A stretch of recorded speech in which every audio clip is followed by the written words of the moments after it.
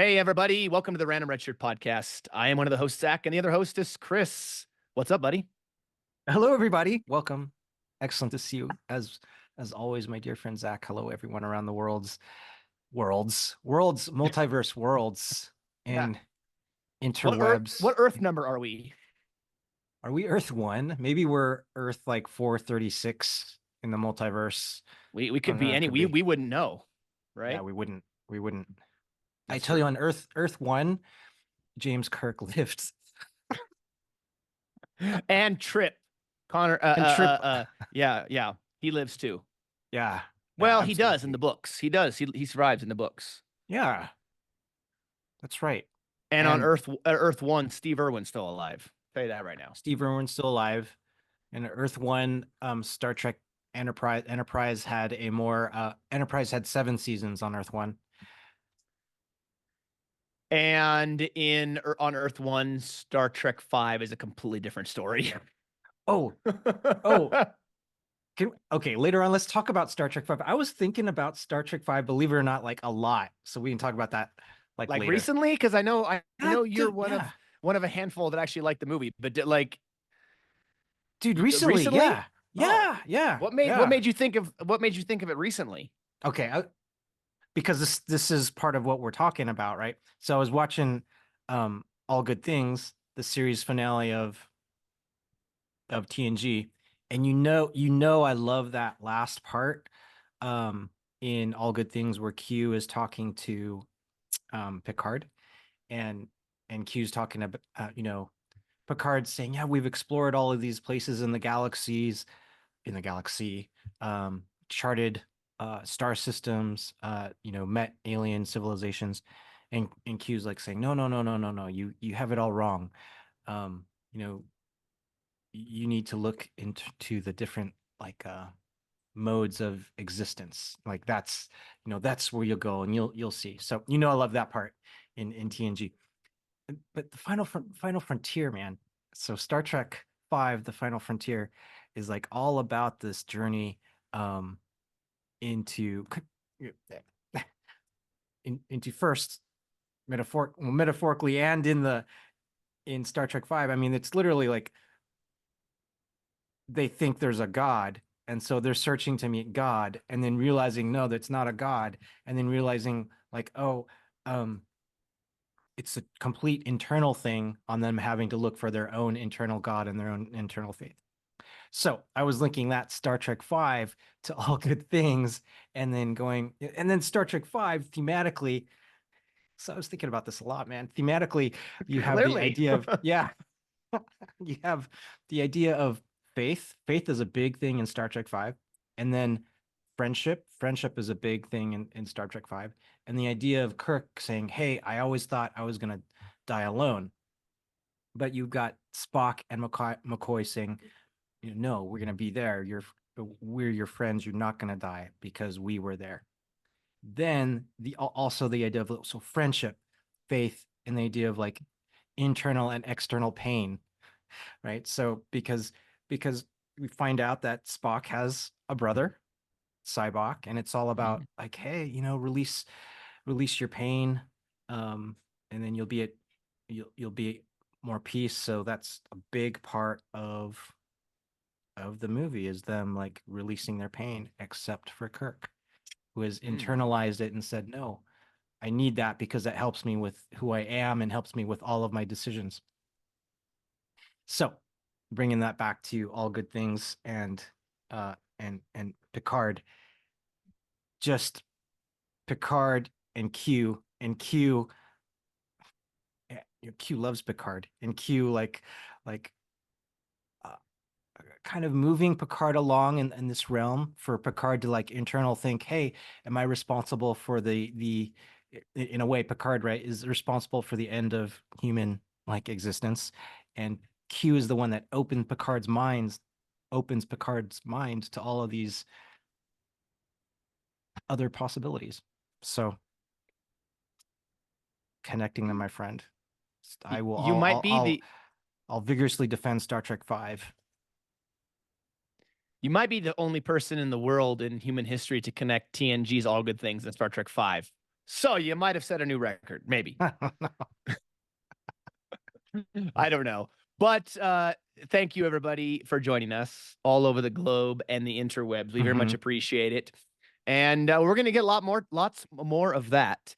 As you may have been able to tell by the name of this episode, we're not going to do deep dives of this, but we're talking as a whole, the different Star Trek series finales, at least the legacy shows, right? Toss through Enterprise. Now, the original series did not have a true series finale, right? It didn't have a true one, but we're still going to talk about the final episode that the original series did premiere on this. And we're just going to kind of walk through the series finales and we're going to give you our takes just overall and rank them in order from what our favorite series finale is to our least favorite series finale. We might actually, Chris, agree on the best one and the worst one. I The in think so. between, we might have some differences, but the best and the worst, I Yeah. think we might agree on. Yeah. Uh, Later down the road, we will do our famous Spotlight series where we, just like we did with the Mirror Universe, we're going to go through the 5 legacy shows and their series finale, and we're going to talk about them, which will be awesome. Yeah, In that'll be depth. We're going super to do a fun. deep dive of each episode. We're going to go back, we're going to watch them, and then we're going to do a deep dive, which should be a ton of fun. Yep, absolutely. That's gonna be a ton of fun. It's gonna be awesome, dude. It will be absolutely a blast. Now, let's also we're probably going to jump in and we might have a rabbit trail or two kind of talking about some of the things we've been watching lately, which should be fun as well. I know we've both been watching an eclectic variety of different things lately, some of which we'll talk about here on the podcast, others maybe not, but looking forward to talking about the Star Trek series finales. If this is your first time watching, welcome. Be sure to go to Facebook and Instagram and YouTube unless you're already there, and follow us and subscribe and do all that fun stuff and get there for the latest updates. I'm still working on scheduling our next couple guests, so stay tuned for that. As we were not able to record this weekend at the time of this recording with one of our guests, actually 2 of our guests. So we're working to reschedule those for another time. But that being said, Chris, let's jump into this and let's talk series finales Yeah, because I would say that there's probably some controversy here with some of these. definitely. Um, Definitely one for sure. There's controversy. In fact, a couple of regular series actors have actually mentioned some of Mm. the quote unquote controversies with their series finale. Other ones, not so much controversy as it is more as fans. Did they really like the episode? Did they not like the episode? That kind of thing. I would say, Chris, and I'm curious in your thoughts. If I was a writer or a showrunner of any series, doesn't have to be Star Trek, just any series in general, I would feel that there was some level of pressure when you get to the series finale, right? That there's some level of pressure to make it in a way which a majority of the fans are going to enjoy. Like any episode, a series finale is going to have its critics, but a series finale, there's a certain amount to it where it's like, you have to get certain things right. You have to wrap things up. You have to wrap up storylines, character arcs, and so forth. And if you don't do a certain number of those things or all of them, the episode may be looked at as a complete failure, or the fans may hate it. I don't know. Would you feel that same kind of pressure if you were in those shoes? Because I know I certainly would. I think absolutely you would feel that pressure. And as an artist, because these creators have a vision where they want to go. And I'm sure if they're not able to tell the story like they wanted to tell it, then they would feel like, oh, there's a part of them that's always missing. They weren't able to complete the picture that they wanted to, you know, canvas or compose for their audience. And when Ron D. Moore, when we listened to Ron D. Moore at the Battlestar Galactica convention, it was interesting on him talking about that because he was Ron was balancing his vision on where he wanted the Battlestar Galactica story to go. He was also balancing, of course, like budget and how many seasons like he would be able to do it. So he was Yeah. he was talking with the studio, getting that sense on like how many seasons does he have, right? So, and that would help him gauge on, okay, we have this long to be able to get to our point where we want to tell our story. So very, very smart, like on his end, because he obviously wanted to be able to get to this end vision point, and to be able to tell it. So he's constantly like thinking about that. So definitely completely agree, Zach, that like as a artist, as a craftsman, as a visionary, you want to be able to do that whole circle and tell the story, and you're under that pressure, right? Because these productions are so much money, each one of them. No, absolutely. Yeah. Yeah, that's true. I would find it very difficult because you think about it, right? Like you said, with Ron in particular with Battlestar, he had a vision, right? And he had a Mhm. vision of where he wanted the characters to go, where he wanted the series to go, and of course, they ended on a high note. It's been said many times, Battlestar Galactica could have easily gone much longer than 4 seasons, but they ended on a high note. They didn't stretch it out. We talked about that here on the podcast, right? About Yeah. how amazing and great that was. That while it would have been awesome to get more Battlestar Galactica than just the 4 seasons in the miniseries. I know there was the Battlestar Galactica Razor and the Plan and Blood and Chrome, but I'm talking about as a whole, the series itself, right? I think what Ron did was brilliant to end the way he did, to end on a high Hmm. note. Hmm. Some shows, as we mentioned before, drag and drag and drag. Like my wife watches Grey's Anatomy, and that crap's going on 20 some seasons. I'm like, how many episodes can they do over and over again as somebody coming into the ER and they're hurt or needing to see the doctor? I mean, at some point, doesn't it just get so repetitive and boring and old? I don't know. She watches it, so maybe it doesn't. Um, but in in science fiction, I really feel like that's a genre where you can easily stretch a show past its quote unquote prime and it just becomes either monotonous, redundant, old. I mean, fill in the blank for whatever descriptor you want to use. Mm-hmm. So I found that with like the Star Trek series, for example, since we're talking about the series finales for the Star Trek franchise, I found that Star Trek, all the shows that got 7 seasons, for the most part, 7 seasons I think was kind of a sweet spot as far as the numbers, right? You know, some seasons were better than others. Obviously, any show's going to go through that. I think the only series to me, and as of right now, the only Star Trek series that I can think of, and correct me if I'm wrong, Chris, that got 7 seasons was TNG, DS9, and Voyager. Enterprise only got 4. Discovery got Yeah. 5. We don't know Yeah. about Strange New Worlds yet. Um, Lower Decks is getting a 5th and final season. Prodigy's only got 2. I mean, so every series so far I can think of, only 3 have gotten 7 seasons. Yeah. Of Yeah. those 3, I think the only one of those 3 to me that would have benefited from being less than 7 seasons would have been Voyager. Mm. Yeah. Because the last like season and a half or 2 seasons of Voyager, it's just kind of like, okay, we kind of all know they're going to get home, so let's get on with it, Hmm. kind of They thing. got to You get know, there home. there was a lot of I felt like there were some really great episodes in season 6 and 7 of Voyager, but there Yeah. were a number of like real filler episodes. I don't know if you felt that way or not when you did your watch through. You know, Voyager's, that's a good point. And Voyager's interesting because it had that um it had the change in like major cast members. You know, so Kess Yeah. was a major cast member in there, and then after a little bit, then she left, and we brought in Jay Ryan as seven of nine. I always want to like go Seven back of to Mom's Nine. I do totally want to say seven of Mom's nine like all the time.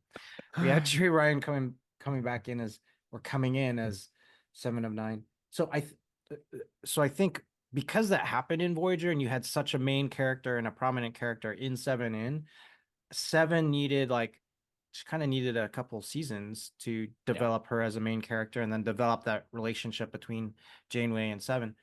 Um, so in a way that worked out for Voyager. I think if it had just been Cass and we hadn't brought in Seven, right, and it had just been Cass, then we'd get to the you kind of might feel like okay, are they gonna make it home? When will they make it home? But because they brought in Seven and because they had the Borg right there, and the Borg were such a major part of those last few seasons of Voyager, I think it turned out well. But then you think about the ones with Kess, and then I go back to those seasons with Kess, and I'm like, oh, some of those I felt like maybe those were filler, Mm, because they didn't really advance to getting home. yeah. The I Voyager. So loved Cass. I really did. I yeah. thought she was a great character. It's unfortunate that just the way things worked out with Jennifer Lean, and I think she was having kids or whatever and wanted to Mm. focus on her family, and so she quit acting. I think is kind of how that went. Correct me if I'm wrong, audience. And so they did bring in Seven of Nine. But you're right. Yeah, characters need time to grow and develop. And while Seven got what 4, 5, 6, so she got 4 seasons, right, Mm. of development. Basically, they brought her in. I believe it was it Scorpion Part One and Scorp. Two that was Yeah. the season 3 finale, season 4 uh in or season 4 Opener. Yeah. premiere, where they I think that Yeah. was something like that, right? So Kess wasn't around as long as Seven, Right. but and not to go down too far of a rabbit trail, but I was just thinking that had they ended Voyager after five seasons. I mean, there were some great episodes in season 6 and 7, like I said. I mean, one of the ones that we talked about close to Halloween was the episode 1, right? Where it's Seven's walking on the ship and Yeah. everybody's in stasis chambers and it's kind of creepy and eerie and she's hallucinating and everything. That was a great episode. I love that episode. And there were some fantastic species they brought in season 6 and 7. Like I think it was in season 6 they brought in the Herosian, I want Yeah. to say. And then you had Yeah. species 8472 Yeah. that was brought in. Maybe that was season 4, but there was a lot of great stuff at the end of Voyager. I'm not saying that Voyager going 7 was wrong. I'm just saying that similar to what Battlestar did, had they ended it after 5, Voyager might have really been, you know, riding a high because season 4 and 5 of Voyager I thought were really fantastic. Yeah. Yeah. Yeah. Totally. Those are Yeah. great points with Voyager. Yeah. Nice. So, okay. Well, let's start. I mean, let's start out with the original series, right? The original series is different in the sense, as everybody knows, it was canceled after 3 seasons, and it didn't get a real show finale. It Yeah. just didn't. In fact, the final episode of the original series is called "The Turnabout Intruder," which aired on June 3rd, 1969. Now, this is only about 6-ish weeks prior to the moon landing. July Ah, that's 20th, right. 1969. Yeah, so just shy of well, just a little bit more than 6 weeks, 6.5 weeks prior to the moon landing. And so this episode wasn't written to be a series finale. It just happened to be that it was a regular season episode, but the series was canceled instead of ending how, our other Star Trek series have gone. In fact, I'm pretty sure this is the only Star Trek series that doesn't have a real true series finale. Regardless of what you think about Enterprise, it did actually have a series finale, but this one did not. Yeah. And this is the one where Kirk and I think Kirk and a female, they switch bodies or switch consciousnesses, and they run through the show like that. So that was really interesting, and I think good for the episode as well. So you've got essentially, I think her name is Lester, and she's in Kirk's body and impersonating Kirk. So everyone believes like she's the captain, of course. So that was pretty cool. Yeah, And I it's think a good episode. a good episode, commentary on um what was happening in the United States at the time. So Yeah, absolutely. yeah, it was a great episode. It just wasn't written as a series finale, right? Yeah. Um, so we do. I mean, I guess with the original series, Chris, we kind of have to look at this episode, the Turnabout Intruder, a bit differently than we would the rest of the franchise, I should say. Yeah. Yeah, I think they just they had 3 seasons, and they just hadn't, most of the episodes were episodic. Most everything was episodic. So they didn't have a chance to have some deliberate thought on what a series finale would be. And that's okay. That's how it worked out at the time. I guess so. I have a question for you. This is going to be a little what if, and you may not be prepared to answer this question, but I'm going to ask you anyways. Yeah. So let's say the original series, and I don't care how many how many seasons you want to give the original series. If we're on Earth 1, okay, Earth 1, the original series wasn't canceled. Okay. Yeah. So let's say we're in an alternate reality, we're on a different Earth, whatever you want to call it. And the original series runs for fill in the blank number of seasons, whether it was just the three, whether it gets a fourth, fifth, sixth, seventh, Mhm. 10th, whatever. I don't care. You choose your poison. What I would like to know from you is how would you wrap up the original series? Like, what would be, you don't have to give me necessarily specific details, but what do you think would be a good way of ending the original series in the traditional sense? Oh, that's a great one, man. Uh, the the pilot was with Pike, right? Pilot Correct. was with Yeah, Pike, the original one that was made, the yeah, cage, right? Yeah. and then when Kirk came on, they still went to Talos, I think, Yeah. and Pike was in Yep. it. And Pike Yeah, was in basically their equivalent of a wheelchair, right? Because he was all disfigured and messed up. I for me, I'm thinking it would if it was a series finale, something to bookend um the Pike Spock Kirk thing, like in that was originally in Talos. Something to bookend then. Something that involved Pike, involved Talos and those aliens that were in Talos again. Hmm. Um some some story arc to bookend that. So to bring it from that original pilot kind of idea back to the end. That's what I'm thinking. I'm not sure what the story would be, but something that involves that for Yeah. Toss. Yeah. How about you? So I have two ideas, and this is Yeah. just you're not going to like one of them, but I have two ideas. So the first idea would be if you want to end it on a high note, right? And I'm just going to throw out there. I think the original series could have been really good for another couple of seasons. So let's say we give it 5 seasons, okay? And at the end of the fifth season, they end it. And let's just say because the toss goes longer, and maybe they don't get as many movies. So yeah, you may not get Star Trek 5 or Star Trek 6 or a combination of some of the movies that were made, but you get more episodes. So one idea for me would be that the Enterprise returns. Look, so think about this, right? 5 seasons, 5 year mission. It's on its 5 year mission. The 5 year mission's over. They return back to Earth. Kirk, for all of the things that have happened, even though he's had a lot of red shirts that have died under his command, we know that. We did a breakdown of the red shirts, didn't we? Um, Kirk returns. He is awarded a one of the highest Starfleet honors, and he's made an admiral. And he stays at Earth at Starfleet headquarters. Spock, meanwhile, takes over command of the Enterprise as the captain. Dr. McCoy retires, and Scotty can't leave the ship, of course. So he heads back out with Spock back out into space in a mission. That's one way. And then there could be other details, but there's just something I was thinking in my Yeah. head. The other option, you're not gonna like this, would be that they discover or they're attacked by another ship in the series finale, two-parter series finale, and come to find out the ship is being commanded by Khan Noonien Singh. Because what better way to wrap up Toss than Oh, Kirk's arch nemesis Khan? yeah. They're able to capture some other alien vessel coming by SETI Alpha 5 or 6 or whatever they left. They attack Kirk and the Enterprise, and Kirk is killed. Oh.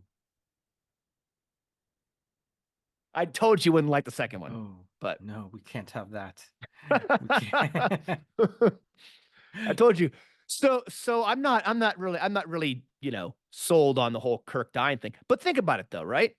Khan comes back in and Khan gets the best of Kirk. People would probably riot a little bit, but boy, think about this though. All these years later, people would still be talking about a series finale like that, wouldn't they? With Khan coming back, of course. Yeah. And Kirk dying. We know Kirk Oh, dies in yeah. generations, right? Why not give him a more heroic death than freaking falling off a bridge on Viridian 3? Why not give him a more heroic death battling Khan because Khan's whole ploy was to get back to Earth and retake over and rule Earth again. Hmm. And Hmm. Kirk saves Earth by giving his own life. Hmm. I mean, it's a hero's death, right? Then So then it's a hero yeah, sacrifice for sure. I may have thought about this a few times. But I just always thought with the original series, right? Obviously, it didn't get a heroic ending. It didn't get its series finale because it was canceled. Yeah. And the Turnabout Intruder is a great episode, but it's not a series finale, and we know that, and you know that as an audience. So if you're listening or watching, let us know. What do you think would be a great way to have ended the original series? What series finale would you have liked to have seen Yeah. Toss get? Yeah. Does Kirk die or does he live? You tell us. Now, fortunately, like, Toss got a series of movies, which were great, but like we can talk, the movies will be like a separate discussion that we have on like a Yeah. future podcast. But, fortunately they did do that with the And the movies as a beautiful whole, set they of were movies. great, right? I mean, Yeah. they Yeah. were. I mean, the motion picture people have their issues with as far as the pacing and things like that. I thought, Mm. I mean, really the only reason the original series got movies is because a little movie called Star Wars came out, right? Mhm. I don't think Star Trek would have been resurrected had it not been for Star Wars, honestly, because it was a canceled series, right? It got popular in syndication, but in reruns and stuff, but it was a canceled series. And the Mhm. only reason they went back to the well to do Star Trek was because of Star Wars. And they were going to do that Star Trek Phase 2, right? And then they scrapped that and said, oh, we got to do a movie. So they did a movie, the motion picture. I don't mind the motion picture. It's not my favorite, but I don't hate it. But you're right. I'm glad. I mean, if you think about it, if the original series had been canceled, like we just talked about, it may not have gotten a series of movies. Even with Star Yeah. Wars, it just may not have gotten a series of movies. Yeah. Yeah. I don't mind the motion picture either. Actually, I like it a lot, as well. I'll vigorously defend the motion picture and Star Trek 5, all of those, and Star Wow. Trek 3, all of the odd ones. Yeah, each one. Okay. Well, I Defend all of mean, them. for those of you listening or watching, you can send all hate mail to Chris Hodgen, courtesy of the Random Redshirt podcast. That's No, right. no. I mean, I wrestle with this, right? Because Yeah. the odd numbered movies of Star Trek in the original series movies, yes, I mean there's a reason why people dislike them as a whole. There is some goodness in them, right? Like Mhm. I'll give you some props for Star Trek 5. The opening sequence with the camping in Yellowstone, I mean, and Yosemite and everything, that's magical. Like that Yeah. whole toasting the marshmallows and the row your boat, and it's all it's fantastic. It really, really is. It's a really great scene or set of scenes that show the characters. It shows their relationship and their chemistry very, very well. Maybe better than many other scenes in the movies. By the way in which they get along, and of course with Star Trek 5, this is the reborn Spock, right? This isn't the original Spock who didn't die. This is him who's come back from the dead, literally, along with Yeah. the Genesis planet. Yeah. That's So nice, man. yeah, but we can talk about Yeah. those another time. That's That'll be probably a whole fun. episode just talking about and we'll have to do that sometime. The Star Trek original series movies, Yeah. right? Because there's a lot we could discuss there. So Turnabout Intruder, I think we could agree it was a good episode. Um, Yeah. I agree. It's good. I don't know that it's hard to compare it to the other series finales because it's not a series finale. Um, honestly, Chris, I want to ask you this question. Yeah.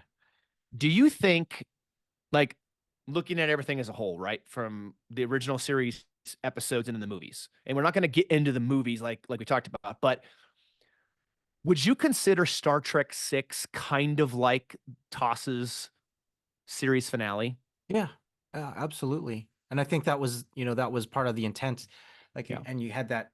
I mean, it was just beautiful Star Trek 6. Their beautiful signatures at the end of the movie.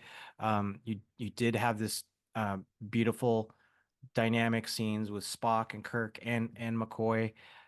It's just set up like marvelous, man. And it was Kirk's, you know, this kind of penultimate ideology that Kirk was struggling with, the Klingons, man.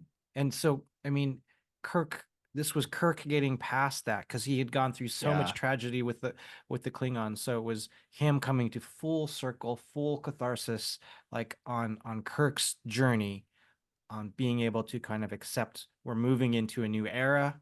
on humanity, like getting along with the Klingons, and then you see that beautiful shot of the Enterprise like going into the sunset, like literally. And we can talk about, we've never had like a episode on Star Trek 6, Right. but we can have one in the future. But absolutely, it was just this wonderful one. Star Trek 6 was wonderful, and each character, right, kind of even had Sulu as captain of the Excelsior, and George Takei wanted Sulu to be more, and Sulu was more. So you have that with those characters. It was awesome. Yeah, and the whole scene where the Klingon bird of prey is cloaked under the Enterprise, and it's the one that Mhm. fired on the other Klingon ship in order to mask itself, right? It was able to fire while cloaked, which wasn't a thing back then in the Yeah, Klingon Empire, and they had this ability to do it, but it was very hush hush. Yeah, the whole movie, the movie, of course, especially because it's quoted, is very yeah, Shakespearean, right? If you think about it. Because I mean, even General Chang quotes Shakespeare many times. yeah. He's a big fan of Shakespeare. And of course, the famous line where he says, "Oh, you've never experienced Shakespeare until you've read it in its original Klingon or something like that." Yeah. I mean, Christopher Lee was just so unbelievable in that role. I mean, he was such an unbelievable character, whether he was Count Dooku in Star Wars, he's in Star Trek and Star Wars. So right, so he's General Chang in Star Trek 6. He's Count Dooku in Star Wars. He was I believe he was the man with the golden gun, right? In James Bond. I think he was in that was the movie he was in, but I know he's in Bond. He was a very very well known actor. In fact, I think Christopher Lee is someone who Patrick Stewart looked up to quite a bit. Mhm. Anyways, that was a rabbit hole there. No, no. But He's yeah, so he. Yeah, if we didn't take the Turnabout Intruder, right, we just yeah, saw that as its own episode, and we took Star Trek 6 and we looked at Star Trek 6 as the series finale, I feel like that will be more of a comparison to compare that movie to All Good Things, What We Left Behind, Voyager series finale, which is the name that escaped me right now, because Endgame. Yeah, Endgame. Okay, yeah, because really the series finales. They're like an hour and a half long, most of them, I think. And so yeah, it's kind of like their little mini movies, right? So maybe we should look at Star Trek 6 as the series finale and compare that to the other shows. yeah. We could do that. I agree. This makes me think like when you talked about Star Trek 6. So Nicholas Meyer was the director for Star Trek 6 and Star Trek 2, and he loves Shakespeare. And Star Trek 2 is Great like the great, director. Great yeah, great, director. great director. Um, and then he's Star Trek 2 is like the greatest submarine movie like of all time because Star Trek 2 is very submarine-ish. But It but is. Yeah. but when I think about like Star Trek 6 and Star Trek 2, what is for me what is so important about them is um the the angst and the journey that the characters go on. So when we're talking about series finale, right? Well, I mean, Star Trek 2, obviously there's this wonderful character arcs and these character drama. Um, but Star Trek 6, Kirk is going through this journey as a character, which makes complete sense if you think about it as a series finale, because Kirk is kind of overcoming all of his anger and doubt and trying to look to the future. Yeah. Um, And his and prejudice too, right, against the and his Klingons. I prejudice. mean, Yeah, yeah, he does have a good reason, in my opinion, yeah, because of all of the history with the Klingons, and then of course as we know, Doc Brown, aka Commander yeah, Krug, kills yeah, his son. yeah. So I mean, we here in the Random Redshirt podcast, we don't condone Yeah, we prejudice. That's not even a don't. freaking word. Good God. Prejudice. We obviously don't, but we can understand why Kirk had prejudice, Yeah, right? We can understand that because of the history he's had with the Klingons and the fact he kills David.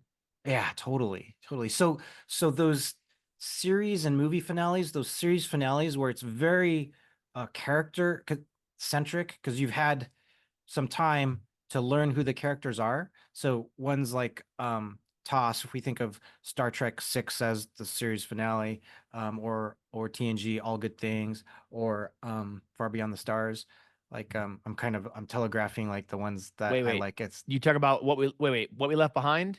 I'm sorry. Yeah, what we left Oh, behind. okay. I Yeah, was gonna that's what I say mean. we know Far Far Beyond the Beyond the Stars. Stars. That's an amazing episode, but Yeah. yes.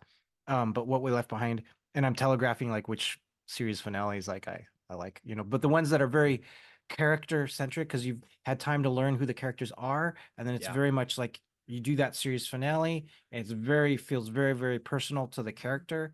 Those are the ones that I love, and I think are really meaningful too to the audience. Yeah. Yeah, yeah, I agree with you. So I think, Chris, I think we're in agreement here as we get ready to by the end of this episode, rank order what we think is the order of the series finales, right? From our favorite to our least favorite. Let's use Star Trek 6 as a series finale for the original series because it just makes sense, right? I mean, they didn't have its own real true ending, and then they did the movies, and that Star Trek 6 really does feel like a finale for that crew. Well, it is. It's a finale for the crew. They wrote it that yeah. way. So it's Hmm. like they gave that crew their ending they never got in the show. Okay, then that makes it. Are I know you are how you I would do. reordering things? No, yeah, I know how I would do it then. But maybe it's not fair either because I hold Star Trek 6 in such high regard. But we can do it. We can go. That's all good. We can. Well, yeah, we can do that way, or we can still Yeah, use Turnabout Intruder. Either way, I mean, it's a yeah, little bit agnostic to what we're talking about, I guess. But yeah. regardless, whether you use Turnabout Intruder or Star Trek 6, because again, all the series finales are like their own little mini movies. They Um, are Star because Trek then 6 does feel like a finale. Oh, it is. it does. Yeah. Then I'm like, oh, Star Trek Nemesis. I'm like, I feel like, oh, that's not so fair to bring in, right? But Start. Nemesis isn't the series finale anymore, is it? Because we got Picard season 3.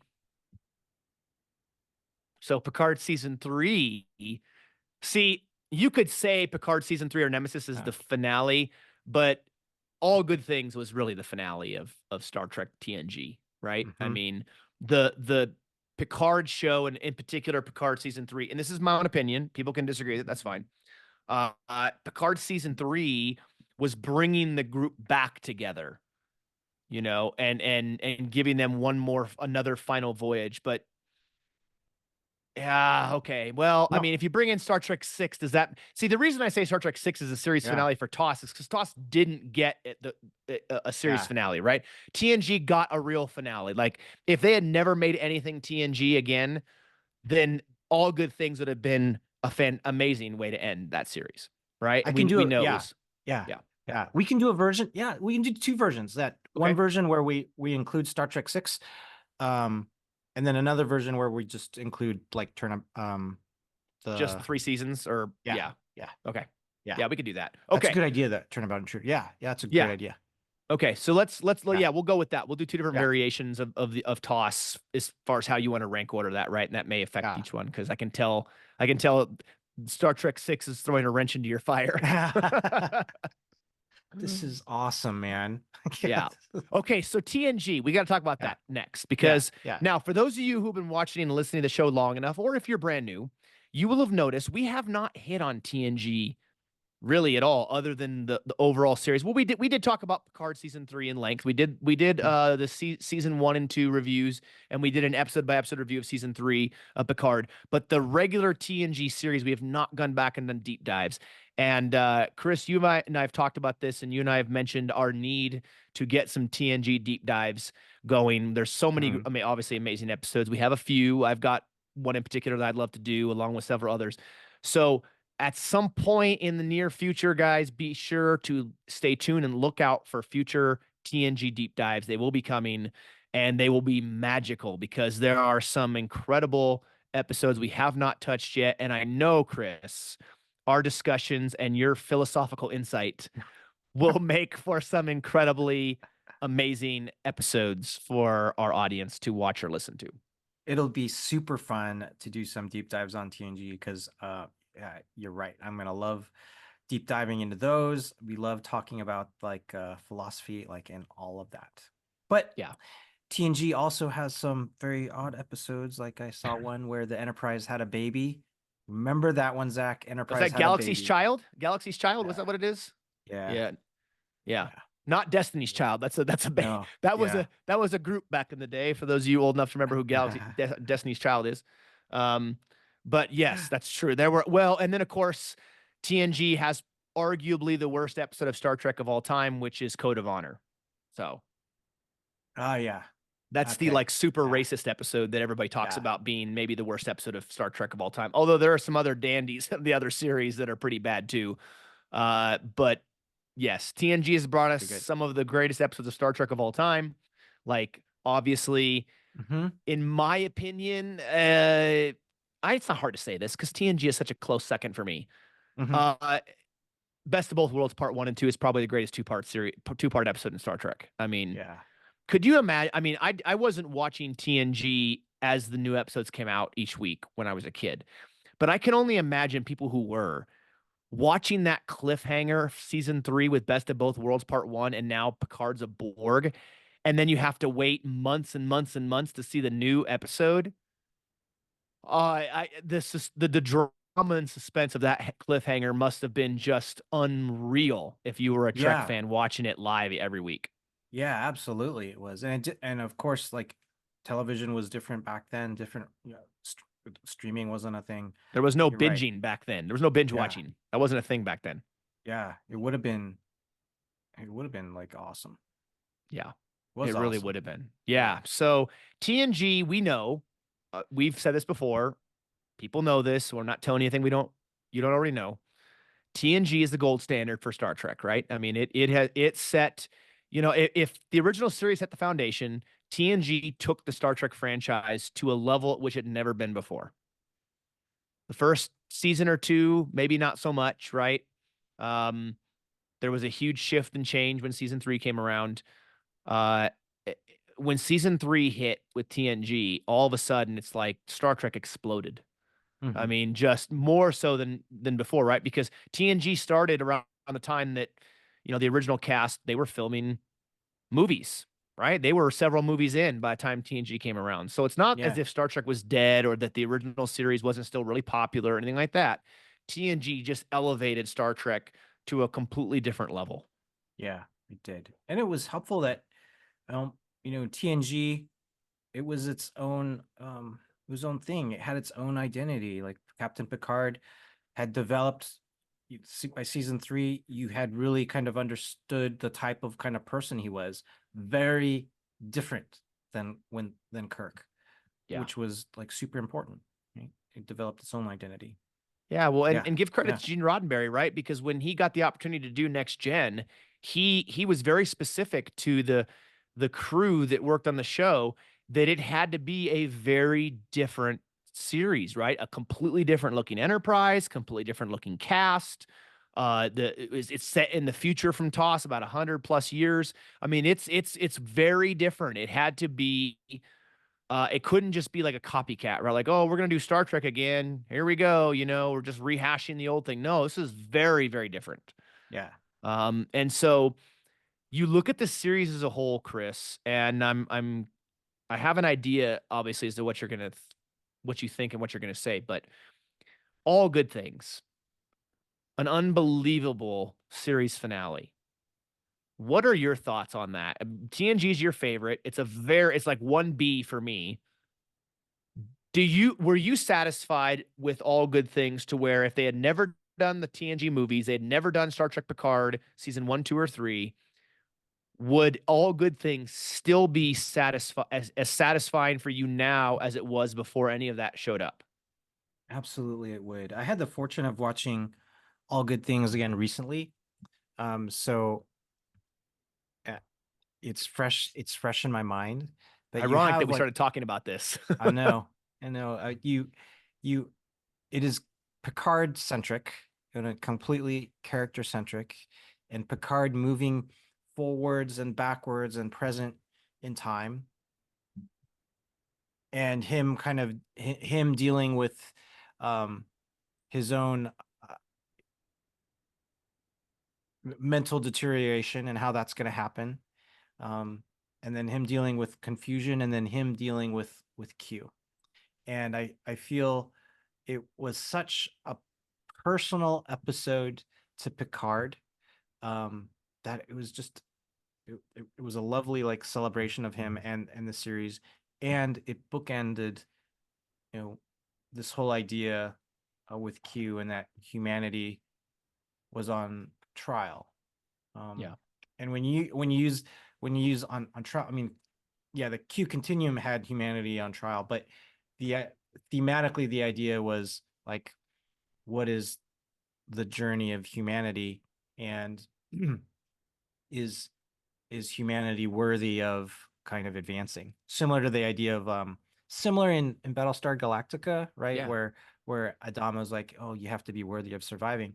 But the idea of like humanity on trial is, hey, has are we as a species, are we as humanity, like, are we worthy of advancing? Like, are are we becoming more enlightened, or are we not?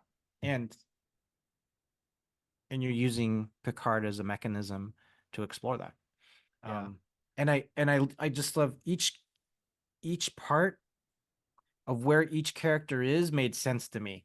So, uh, like Data was a professor at Cambridge, right? With the Totally made gray streak sense. of Yeah, hair. yeah, totally made sense. Yep. And then you know, uh, Dr. Crusher and Picard were married, and Geordi was doing well and had a family. So I think each of those characters in the future like were properly placed. And And Riker was an admiral of the yeah, future Enterprise, right? That had was yeah, really outfitted and was like almost more like a little bit more like a warship. yeah, and that made complete sense. And then you know, Worf was then with the Klingon out of the High Council, but part of the Klingon Empire, back with High Council. But what was fitting, I think, was to talk about Riker, Worf, and Deanna. Like what was fitting, I think, for the finale was they did bring in that angst and that drama between Riker, Worf, and Deanna. Um, with Worf and Deanna's like relationship, and that like really, really bothering like Riker. They needed that because when you go to the future, like Riker's really bothered. He's Yeah. really hurt. He's really damaged, and so is Worf. So that made it better for the drama between those characters. Um, Still doesn't mean I like haven't mentally tried to block out the Deanna and Worf relationship because I never figured out that didn't make sense to me. But Well, to be fair, Chris, we have not talked enough about TNG, so I know that's coming. Our discussion of the whole Worf and Troy thing is coming. We know it. yeah, It's like a battering ram. It's coming. yeah, yeah. But I felt it did kind of place these characters in such like a great, like, wonderful place. And then that last conversation with Q and Picard was incredible. I mean, I think that's on par with the conversation that in the series Picard. For me, it's on par with the last conversation that Q has with Picard in the series Picard. But Yeah. I think that The was such season, I think it an was a yeah, season 2 finale, right? yeah, season 2 Yeah. finale. But I think in the TNG conversation with Q and Picard, you saw that aspect of Q, because Q's real playful, but Q really cares about Picard, really cares. And you Yeah. saw that aspect, and I thought was great. And then the way all good things closes with Picard walking in to the game room, and everyone is playing cards, and Picard looking around and saying, "Oh, I should have done this a long time ago," and then connecting with them and being Yeah. part of them was great. Because these previous seasons, it was very much about Picard being cerebral, being a thinker, retreating back to the ready room and thinking about what he needed to do, um, and kind of protecting himself from becoming too close to his crew members. So I feel like if TNG never had the movies, and if Picard wasn't a series, it's just, yeah, I would have been content. I would have been satisfied. It was wonderful to end the way it did. Yeah, and we know our good friend Jenny Johnson did a painting of that above scene from All Yes. Good Things and Yeah. from the end of Picard season 3. which is Yes. it's such an iconic moment in Star Trek, right? Where the Hmm. captain sits down and it's this is going to be a bad pun or yeah, No, not a bad no. pun, but it's Yeah. going to be a bad thing. But like to say like the captain's going to let his hair down even though he had no hair, that wasn't meant to be a Hmm. joke, but it's metaphorically, right? But Hmm. all good things. I'm going to go on a limb here, Chris, Yeah. without giving anything away as far as our rankings, because we'll get to that in a little while. All good things might have been the best series wrap up of any, Mhm. maybe of any science fiction series I've watched. Mm. Because remember we talked about this. Ah. Remember we talked about this at the beginning, Oh how yeah. hard and how much pressure there is to really nail the series finale, and to get so many people, to get the majority of your audience to like it or love it and not hate it or be like, that was blah blah blah, and be so critical of it. Honestly, I really have a hard time finding anybody that really has much criticism of all good things. I think there's so many things you can nitpick across the different Star Trek series Mhm. finales, but you're gonna be hard pressed to find too many people that don't like all good things or just have a lot of criticism in general. It's Same. just Yeah. it's so complete. I agree with you wholeheartedly. The idea of if there was nothing else after all good things for TNG or let's say Star Trek period, the way Yeah. they end all good things is just it was perfect in my opinion. Yeah. Ron D. Moore was a big part of that, I believe, right? All good things. He Yeah, either he was wrote it. yep. He was right. I don't know if he was the one that wrote it, but he was certainly a big part of that writing room. Yeah. Now Yeah. you would include, so when you talk about all sci-fi, you would include Battlestar Galactica in that mix Yes. as well. And Yes. yeah. Yeah, because there's a few. I mean, I love the series finale of Battlestar. Hmm. I really do. It's wonderful. It's touching. It's emotional. There were a few things we could talk about that when we talk about Yeah, Battlestar, but yeah. Ah, there's a few things that I wish would have been significantly different or okay. altered. Again, I love the episode. I think it was a Yeah. wonderful way to wrap up the series.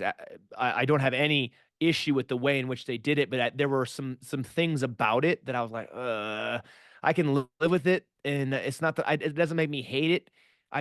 There were things I personally would have liked to have seen done differently. Yeah. So, Understand but with completely. all good things, I don't know. I just don't know how else you could end it any better, and that especially with the poker scene, right? Because we Yeah. know that the captain sitting down and the line so perfectly. I wish I would have done this sooner, or whatever he says specifically.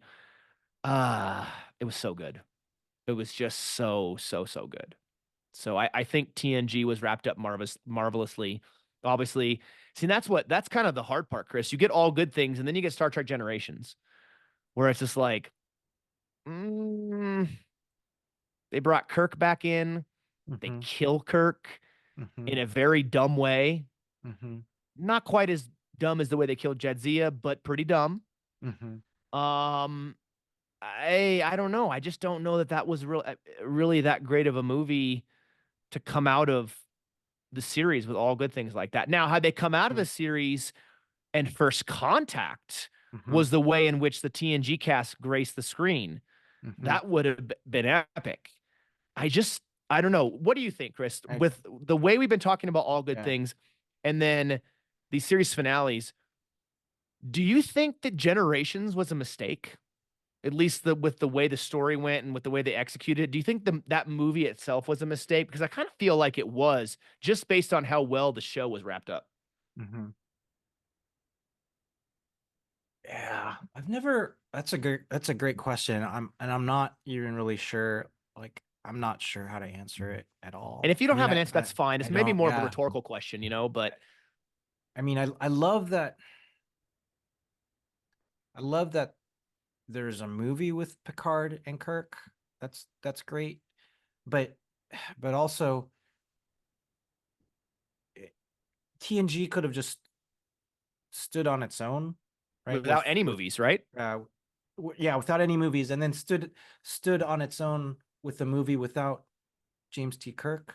Yeah. But maybe at the time they were thinking, yeah, who knows, like maybe they were thinking, hey, to help TNG like launch its own like movie series, maybe they wanted like Kirk in there to help with that. Maybe they thought that was going to propel it. But they Um, didn't need Kirk though. I mean, right. They the it, yeah. they didn't. So he knows like what was in their mind at the time. And then there was an aspect where I didn't like that Picard's family was killed in a fire, and Yeah. that's I was like, man, the series, it was so poignant when Picard went back to the vineyard and spent time with his brother Yep. and healed, Yeah. and then to see that brought back in generations, and then Yeah. then you learn, oh, they died. I felt like, oh, really? I I, didn't. I'm in the camp where I'll watch Generations. It's okay. I kind of Mhm. feel like the whole Picard Kirk thing might have been a bit of a fan service, because there were books and stuff where Picard and Kirk are together, right, and Yeah. everything. So yeah, I mean not to get on a rabbit trail because we could have a whole episode just on the TNG movies alone. I think First Contact was incredible. It's still my favorite Star Trek movie, Yeah. very closely with Wrath of Khan. Um, but Generations to me fell very short, and I just felt like it was not necessary given the way in which the series was wrapped up with all good things. Hmm. Yeah. So Agreed. That's a great question. yeah, well, it was on my mind. We're talking about that. So okay, we wrap up TNG with an incredible series finale and all good things. We have DS9 Yeah. now. I got a bone to pick With DS9. with what we left Okay. behind. Okay. I'll give you my well, I have two bones actually.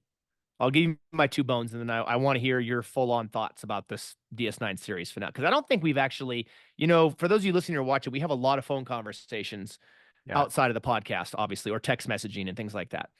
And we've really never spent a lot of time talking about what we left behind.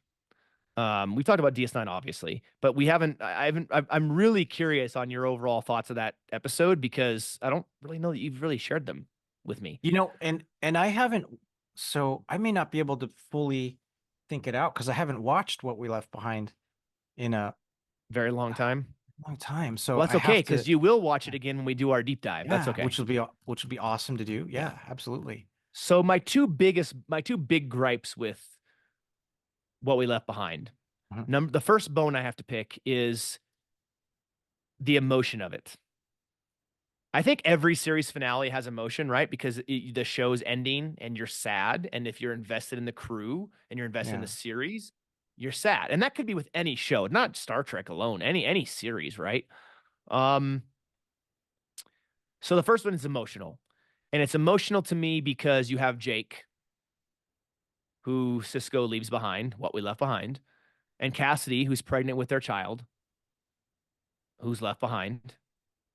Um, and Odo's gone, and the chief has left the station to go teach, or is leaving the station, has left. I can't remember if he'd already left or not.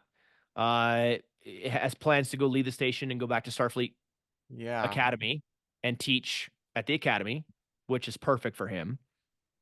Um, the Cardassians are recovering from the Dominion War, and Damar sacrificed himself for that. Yeah. Remember Uh, that. yep, he was shot by Wayun number 7 or 8. I can't remember which Wayun clone number it was. I think it was. Bashir is still there. Kira is still there. Dak Esri is still there. I don't remember if Worf leaves or not, but uh, I'm getting Hmm. sidetracked here. So the motion of it, right? For me, I love. Everybody knows my love of DS9. People are probably getting sick and tired of it. You're probably really sick and tired of it. No. So a lot of things have changed, right? And you have the book series that continues the Hmm. show after the show with the characters, and it's an amazing set of books. If you love DS9, I recommend you read them because it's like the show kind of continues, and it's really great. But it's very emotional for me. The scene where Kira comes to comfort Jake, looking out that window on the station, and he's looking out to the wormhole because his dad's gone out with the prophets, um, is really, really tough. Yeah. Really tough, right? Because the relationship that they build up over the whole series between Jake and Benjamin, the father son relationship, and they bring Cassidy in to be, another mother to Jake. It was so well done, and so it makes it so emotionally hard to let go of the show, like many other series, right? Yeah. So that's my first bone to pick. My second bone is the fact that Cisco's gone. Yeah. Right, he's not around. He's not around to see his son, his child born. Because I don't remember if it was supposed to be a boy or a girl. I can't remember off the top of my head, or if they even say it. But he's not around for his unborn child. Jake's on his own now. You know, Jake's not old. I mean, he's got Cassidy still, but Odo's gone. I mean, the band's breaking up, and in particular, the lead guitarist for the band Mhm. in Cisco Yeah. is gone, and he's no longer around. And we saw some of glimpses of things like that in episodes like The Visitor, which we're going to talk about with the Where's Beth podcast coming soon to a theater near you. Um, and yeah, it's emotionally for me, it's a really difficult episode to watch. That being said, do I think it wraps the series up really well? Yes and no. Hmm. Yes and no. I think there's things, obviously, the Dominion Wars wrapped up. We all kind of figure Odo's going to go back to his people. That's just, it's, Hmm. there's too many instances, too many things are dropped to think that he wouldn't at some point. Yeah. Obviously, the emotional goodbye between him and Kira right there as he goes back, right before he goes back into the Great Link, is really difficult to watch. Yeah. So, do I think it wraps up the series well? Yeah, but I, I, I just maybe wish there were other things they could have done Yeah. that would have maybe made it a little bit better for me personally. Although the scene on the, if you remember, Chris, the scene in the holodeck or the holo suite with Yeah. Vic Fontaine's bar, and all the characters are there before everybody starts going their own separate ways. Yeah. That's a wonderful scene. That to me is DS9's version of the poker scene from All Good Things, I agree. That is because that's this. the last Yeah. time everybody's together. That's the scene that I remember from the Yeah, series finale. That's the most like meaningful, and the expression on, each of their faces is priceless. yeah. I think that's I can't remember if they said that was the final day. That wasn't the final day of shooting, I don't think. But obviously, as the actors and everything right there wrapping the series up, they know that they've read the script. They know this is one of the final. I think that might have been the final scene in which they were all together on camera. yeah. So it'd be difficult. So that being said, those are my thoughts. I probably shared them before in that episode, but I'm really fascinated on your thoughts on this episode, minus the every little detail of it, because I don't really think you've shared too many of your thoughts about DS9 series finale. Yeah. Um, and I do need to go watch the series finale again to refresh all my memory. But with Jake's and Cisco's like relationship, I could see it like I could see it both ways. So they chose to end the series this way, where Cisco's leaving and Jake's by himself, and um I could see that from her for perspective, because a lot of the series was about Jake kind of growing Yeah. and finding his place in the world. Um, and then, we got the sense that he was going to become like a writer, but I could see that from the sense of like, okay, now the father figure and the actual father is leaving, and this gives like a chance for Jake to find himself even more like in this safe space. He's safe, but that he can even Yeah. develop further. So I I get that sense from Jake, and I could see like, oh, okay, Cisco has to go. There's this whole other thing with being with the alien prophets and exploring all of that, and that's a big thing, and that has to be, Cisco's destiny. Like I Mm. could say that, right? His destiny, because Yeah. it was all about his destiny from the pilot. Like Cisco is somehow linked to them. Yeah. He's Well, always he's linked through yeah, his mother, right? Because his yeah. mother was a non-corporeal life form, and she was one of the prophets, wormhole aliens, right? Right, right, right. So he's linked, and so it's about, okay, he's Cisco still has more journey to go through, Yeah. and then he's got to go and the series finale on DS9 is Cisco's beginning, his beginning of this journey. He's got to go do this journey with the prophets now. Yeah. So there's still maybe some idea that, okay, after that journey with the prophets, maybe he'll be reunited with Jake, which, you know, we hope, and particularly then reunited with Cassidy as well. At least that's how I would hope. That's how I would interpret it. Like, okay, Cisco's going to start his journey with the prophets to see where that goes, and then loop back around and then be with his family, with Cassidy and Jake, like, hopefully. And with Odo, like, because so much of DS9 was about Odo not knowing where he came from. Yeah. And his search for where he came from. You feel like, okay, it feels right that he has to get reconnected with his people, either permanent or temporary. You know, you hope he comes back around and then is reunited with Kira. So I think that feels like right to me, but it also feels very bittersweet, you know, Yeah. very, very, very bittersweet. So There's a lot of bittersweetness. Oh, wait, we're talking about series finales, yeah, right? yeah. Series finales are typically bittersweet. So Yeah. So um those, you know, those that's how I feel. Their arcs, like, it feels right, these beginning of these arcs that the characters move on with. You know, Kira's the right person to remain on the station, mm-hmm. And take a more command role, like, on the station. So that feels like right to me. So Odo leaving, Odo not being there feels similar to me, like when um Neelix went back to his people in Voyager, right? And That that felt wasn't like, even in the final episode. That was a right, few episodes before that, right? right, So right. yeah, no, that's a good comparison. I didn't think about that. Yeah, If I can just chime in yeah, really quickly, Chris.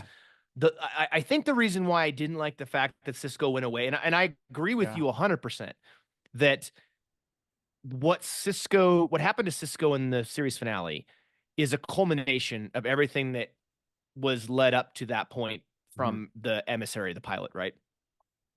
For me, though, I think the reason why I dislike it is this idea as a father, yeah, right? The idea of, even though Cisco's not dying, the idea of dying and leaving my children behind, yeah, right? And not knowing that I'm not going to be there for them.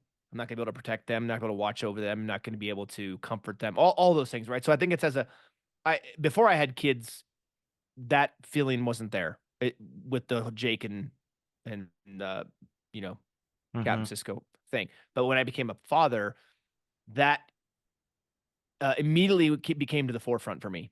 hmm, This idea that now Jake's been left. Now, yes, he has Cassidy, and Cassidy's family now, right? yeah, That's his in our world, be his stepmother. And Cassidy's I love Cassidy. I love what she brought to the series. I'm so glad they brought her in. I love how she kept Cisco on his toes. yeah, She was very strong, a very strong, independent woman who knew what she wanted.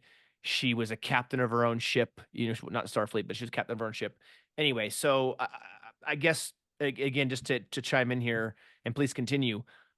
Just because I'm a parent, yeah, seeing Jake and the emotion of his father being gone, especially after everything that happened in the episode of The Visitor, even though a lot of that didn't actually happen because of the time and everything. yeah, Um, to me, that was a very emotional, or is an emotional scene to see him looking out there, hoping to see his father again, and his father's not around. So yeah. it's a hard scene for me to see as a parent. Yeah, those are great thoughts, right? Those are great So thoughts. yeah, please, sorry, continue. No, no, no. I was close to I was close to being wrapped up with those thoughts, but as Cisco as a father, right? And then him leaving, it gives Jake, like, an opportunity to grow, right? Mm, So great.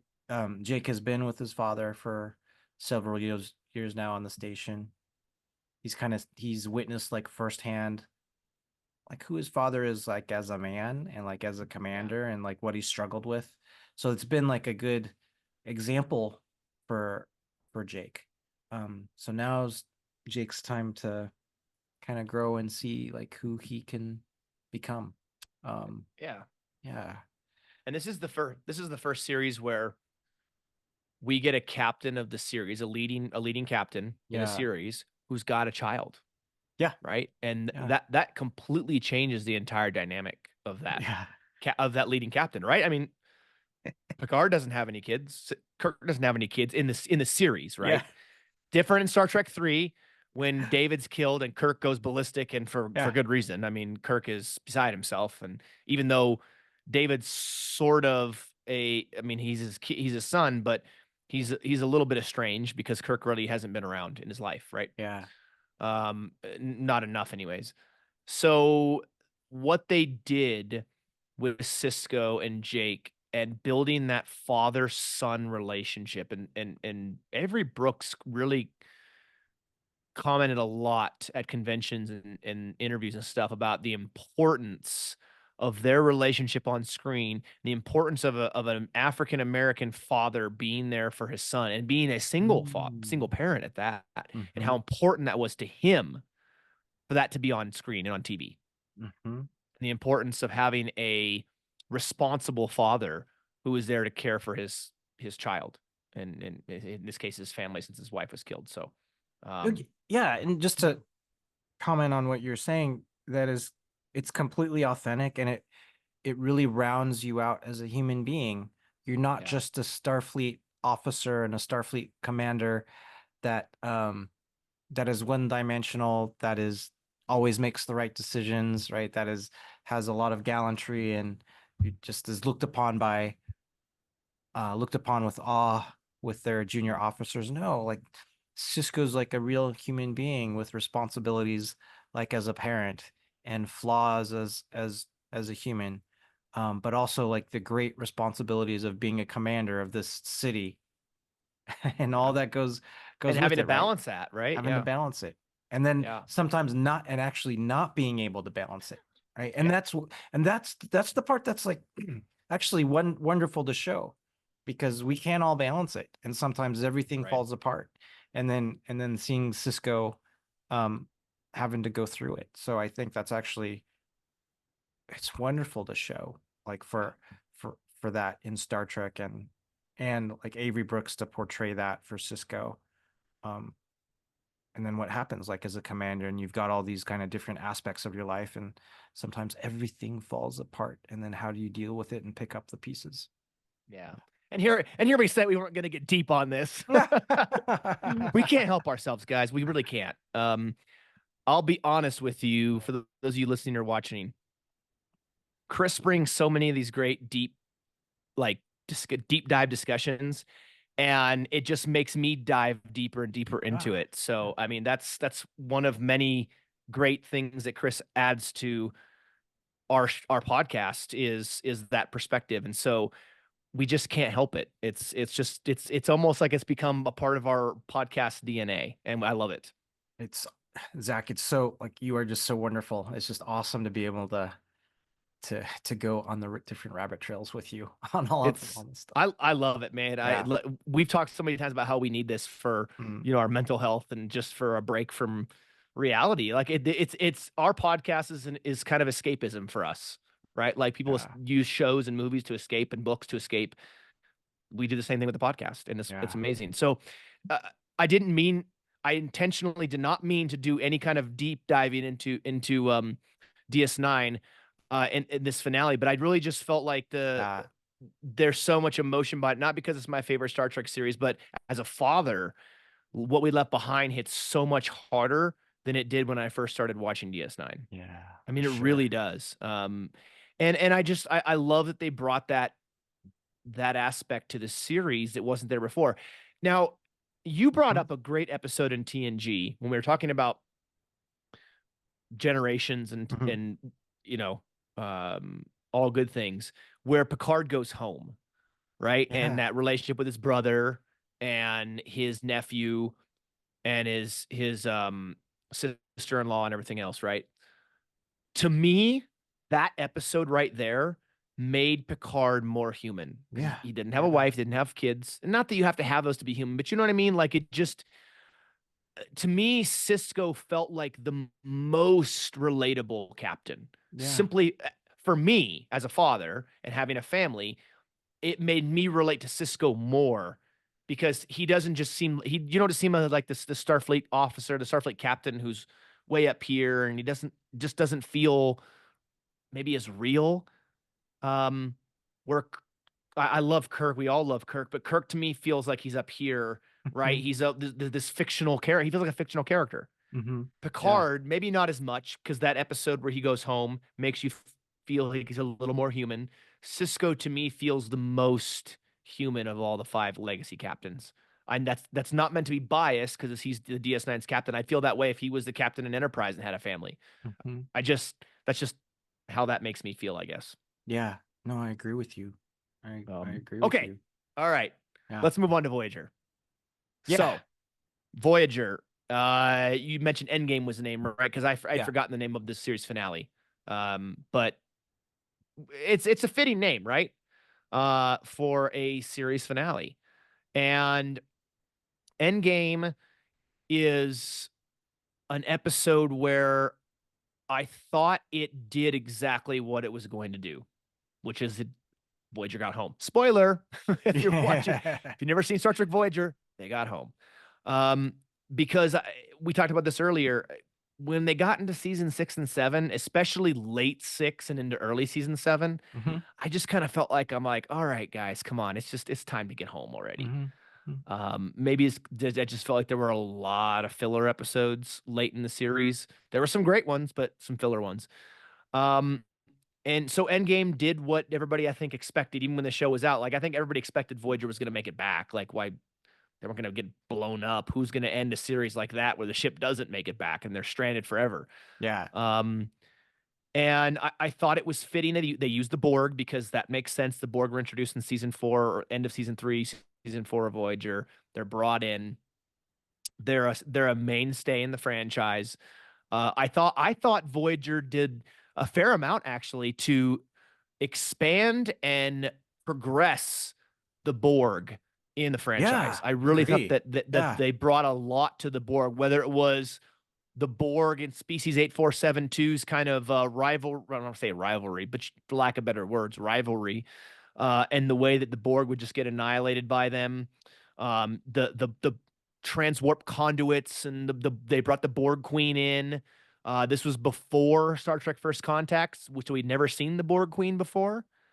I don't think. Yeah, I No. don't think we had. So they introduced Yeah. the Borg Queen, right? Because Star Yeah. Trek, because First Con. Wait, Um, hang on a second. No, let me think about that for a second.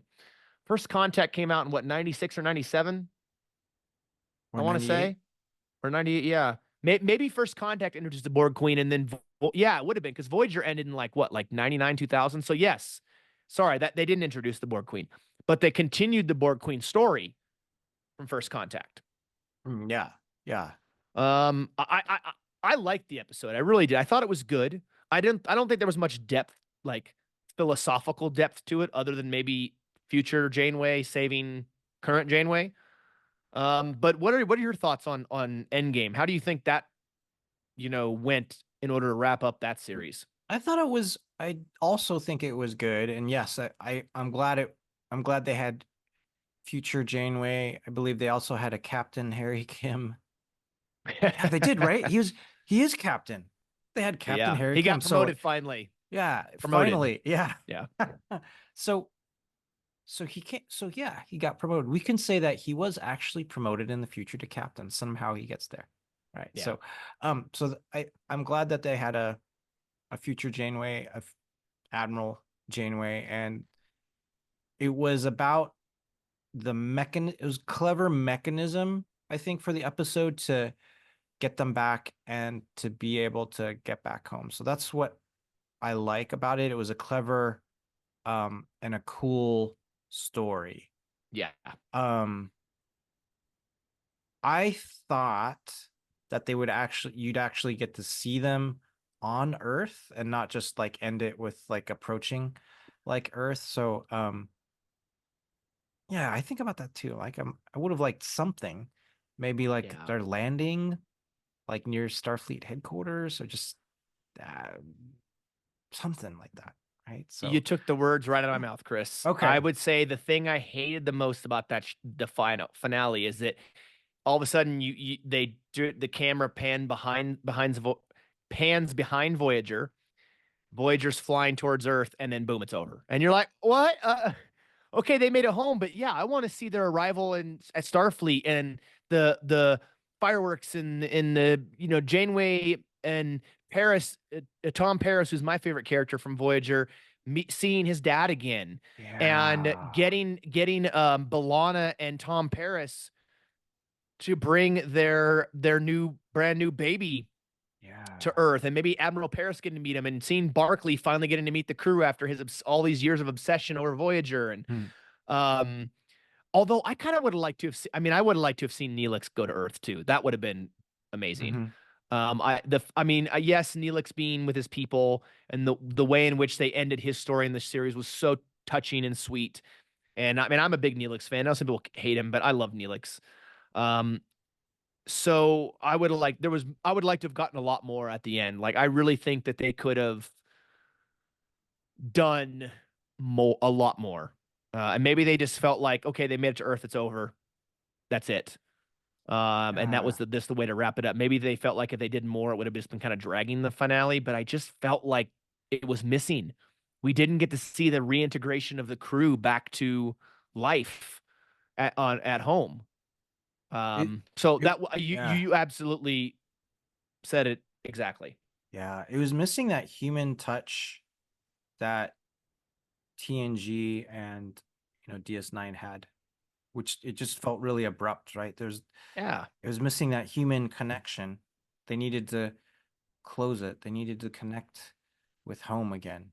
You said it perfectly. Yeah. I wouldn't have worded it that way, so I'm glad you did. That human touch, yeah. I just it didn't feel as much of a personal ending as DS9 and TNG did. Yeah. You're absolutely right. And Star Trek 6. Yeah, and Star Trek 6. And I I think just really didn't feel that way at all. yeah, I think they had the time.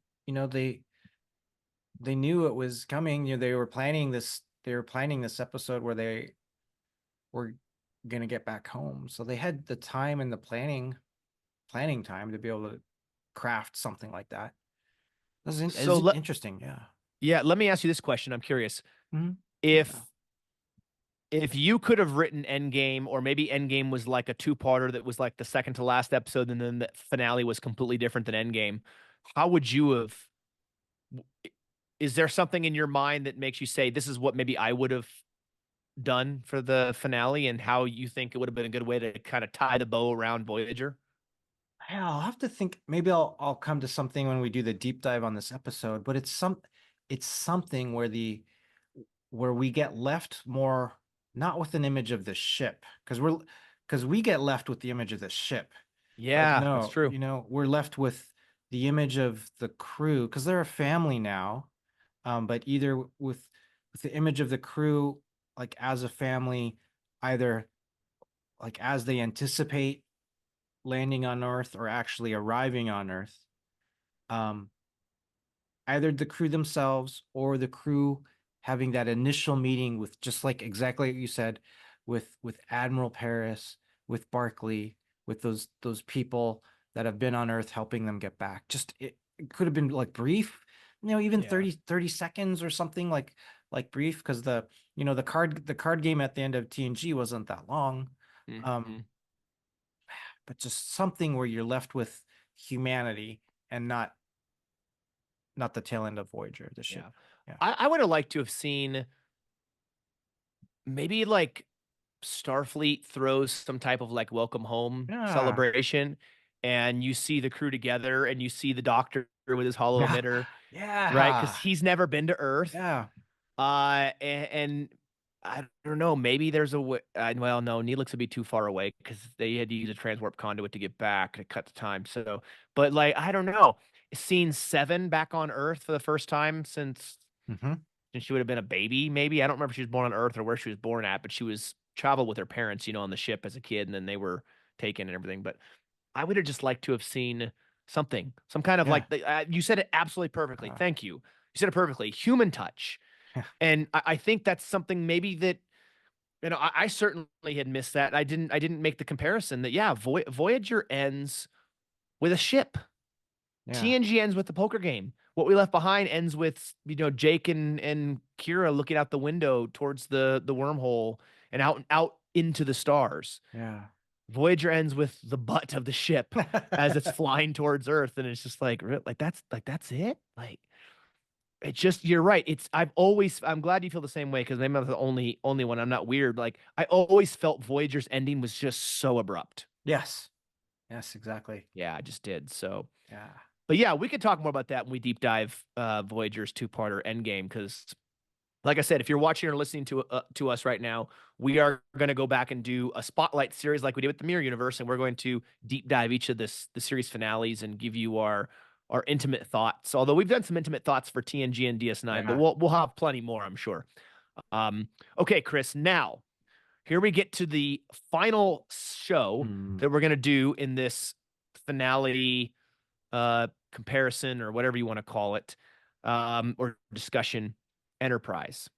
Now, Yeah. this one's controversial, and I will give you some answers that I heard recently from Connor and Dominic on their show, The Decon Chamber, where this series finale was brought up, and what their thoughts. They had come out and kind of talked about it. But give me your thoughts. There's so much controversy behind this. The fans did everything short of, mutiny and like Mhm. burning down Paramount. Mhm. At least it seems like it. Verbally, not. I don't think anybody's literally going to do that. But give me your thoughts on this. This was a really interesting way to end a show. Yeah. I mean, having Captain Archer give the speech at the end was great. That was a great idea. Yep. He Yep. goes in, does that speech. It's fantastic. Yeah. Uh,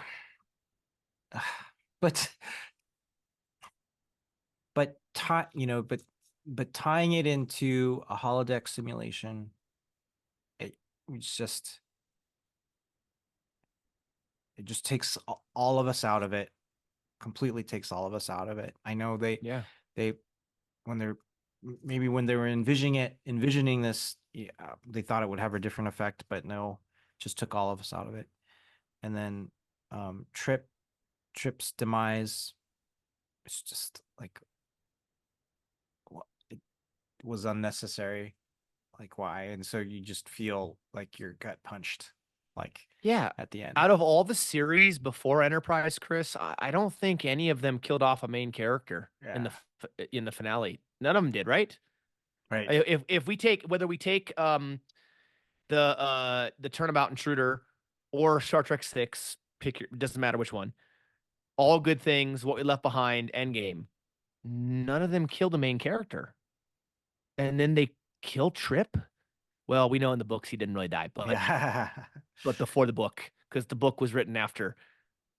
Trip doesn't die, but they kill him. Like, I don't know. I In the decon chamber recently, actually, Connor Turner mentioned he didn't have any issue with them killing his character. He thought that this whole arc of his character and the way in which it Mhm. was done and everything, he really enjoyed. So he didn't really have an issue with it. Uh, a lot of fans did. I do. Trip was my favorite character. Is my favorite character on Enterprise. Um, I have it. I still have issues with it. I wish it wouldn't have happened. Yeah. Agree. But You feel like you get punched when during that series finale. yeah, yeah, repeatedly. Yeah. I mean, you and I were talking on the phone Yeah. earlier about the Tyson and the Mike Yeah. Tyson and Jake Paul fight. I felt like I was that. That's watching a boxing match where the person you're rooting for is getting the crap beat out of him. That's how an Yeah. Enterprise series finale felt. Yeah. Uh, yeah, I had a. To me, the biggest slap in the face was the fact they brought in two main cast members from TNG to finalize Enterprise's series. Yeah. It's not like in the timeline Enterprise comes right before TNG. Enterprise comes before Kirk and Spock. Yeah.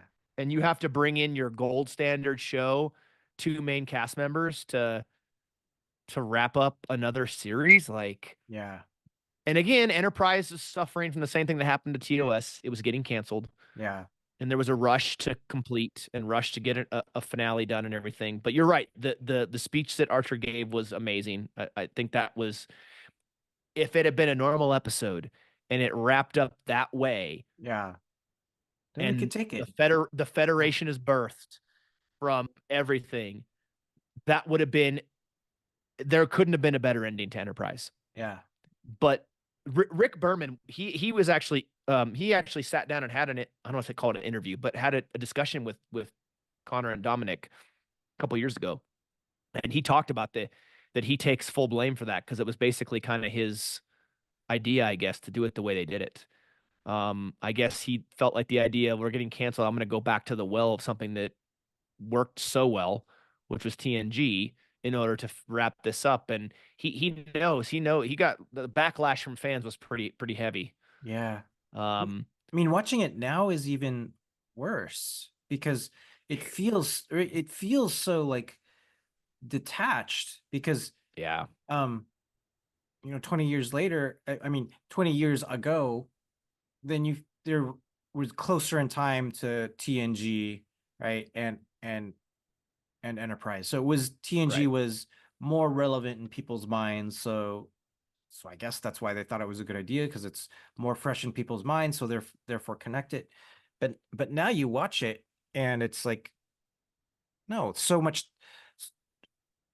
The time has passed from both shows, Yeah, and they've got their own identity, their own separate thing.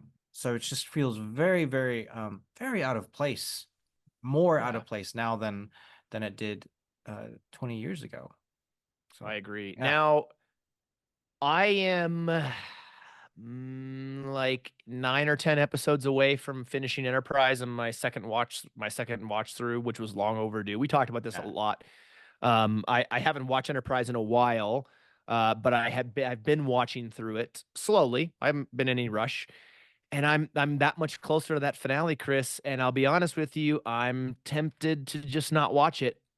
Which Yeah. would suck because that's the finale. You want to wrap the show up, and I'm real tempted to not watch it because it really does. It feels like a big slap in the face to that crew. It's like, oh, we don't believe you guys as a crew who've been doing this show for 4 years can do your own series finale. We need to bring somebody else in from another series. I mean, imagine if they had brought Kirk or some of the original cast in to wrap up Mhm. TNG.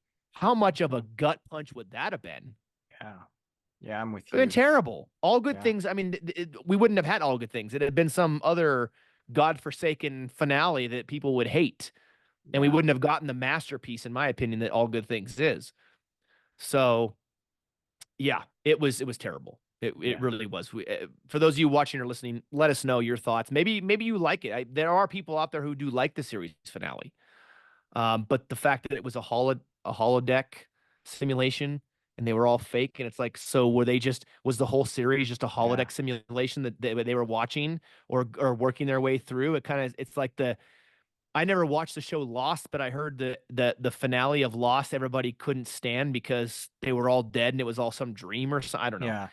Yeah. So it to me, Enterprise's finale goes down as one of the worst series finales of any show I've ever watched. I mean, it just Yeah. does. It's really unfortunate. I mean, this was the same series that had the magic with the Zindi and the zombie Vulcans.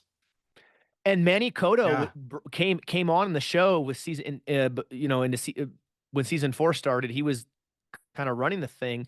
And season 4, everybody, well, maybe not everybody, but most everybody I talked to says season 4 is the best season of Enterprise. Hmm. The show, like many other shows before it, the show had really gotten its legs. It was incredible. Season 4 was absolutely amazing. Oh, And then to end it the way they did, I don't think that was Manny Koto's idea. My understanding it was Rick Berman's.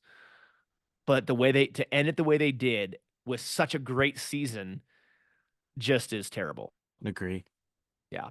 Yeah. Okay, so let's rank these, Chris. Yeah. You can do it two ways. Okay, so you give me your. We'll just go in order. Let's go from least favorite, so number 5, to favorite, number one, and we'll go back and forth. You tell me your least favorite, I'll tell you mine, and we'll just go back and forth till we get to one. I was gonna get like a pen so I could write it down, but I don't see one like around here. So yeah, I've got to go. Forgive me if I mess my least, but I'll start with my least, and I Yeah. might mess up. My least favorite, No, so number five on the countdown here, from number 5 to 1, from least to five, yeah, best. least best is Enterprise. Yeah. Right. I'm gonna be on the same one there. Yep. Yeah. Number 5. And then what do we have left? I've got Number 4. number 4. So then then it's between Voyager, TOS, TNG, and DS9, right? So all right, number 4. Number 4 is TOS, just because it was the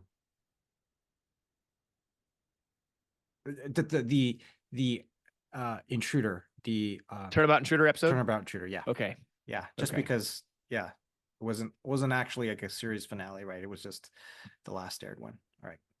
All right. So 5 Enterprise, 4 TOS. Not the Star Trek 6 version. I'll have to do a different one. All right. Then 3 is Voyager. 2 is DS9. And 1 is All Good Things. And just love All Good Things. Yeah. So that is the version again, with just TOS as the original aired series. So 5 again, Enterprise. I mean, no, even though they tried, no, it didn't work. Then TOS as 4, then Voyager as 3, DS9 as 2, and All Good Things as number 1. Now, if it was Star Trek 6 was the series finale, how do you reorder that? So hard. And but okay. So if it was Star Trek 6 coming in there, right? So it would be last place still stays the same with Enterprise. Enterprise, yeah. Yep. Then 4th is Voyager, right? Then 3rd is DS9. Then number 2 is All Good Things. Wow. Yeah. Oh, it would be number 1, huh? Star So Trek 6 would be number 1. be number 1. Wow. That took me by surprise a little bit. I was actually thinking it'd be number 2 and All Good Things would still be number 1, but yeah. So much wow. like Star Trek 6 like means 3, but they're so close, right? But that's how much Yeah. Star Like Trek 1A, 6 1B kind of thing. Yeah. Yeah. I mean, I don't blame you. Yeah. I know Star Trek 6 cinematically, like it ends with the ship going out in the sunset and then the autographs, but then it does end with, the captain sitting down. They're all in their place on the bridge, and Captain Kirk says this beautiful thing. What he says, second star to the right, or he's And on till talking morning. about, yeah, and on till morning. Yeah. Yeah. Yeah. Your turn, my friend. Okay. Well, we do have a significant amount of similarities here on ours. So mine would be definitely Enterprise number 5. There's no way there's not a snowball's chance that thing's getting anywhere in the top 3. So if we're doing Turnabout Intruder, that'll be number 4. Okay. Voyager 3. DS9 number 2. Wow. And All Good Things would be number 1. Wow. I had a couple bones to pick with that one, Yeah. So that's why I honestly can't think of a bone I'd have to pick with All Good Things. It's a masterpiece finale, really is. So do that. If it was Star Trek 6, I would go Enterprise 5, Voyager 4, Star Trek 6 3, Wow. DS9, and All Good Things. Makes sense. Yeah, makes sense. And I love Star Trek 6. Yeah. I think Wrath of Khan and then Star Trek 6 are the two best TOS movies for me personally. First Contact is my favorite Star Trek movie. And then a very, very close second is Wrath of Khan, and then it would be Star Trek 6, number 3. Like It's again, one awesome, A, man. one B. It's really close. Like I could flip First Contact and Wrath of Khan at times, Yeah. but I typically stay with First Contact being I number one. gotcha. So that's my order.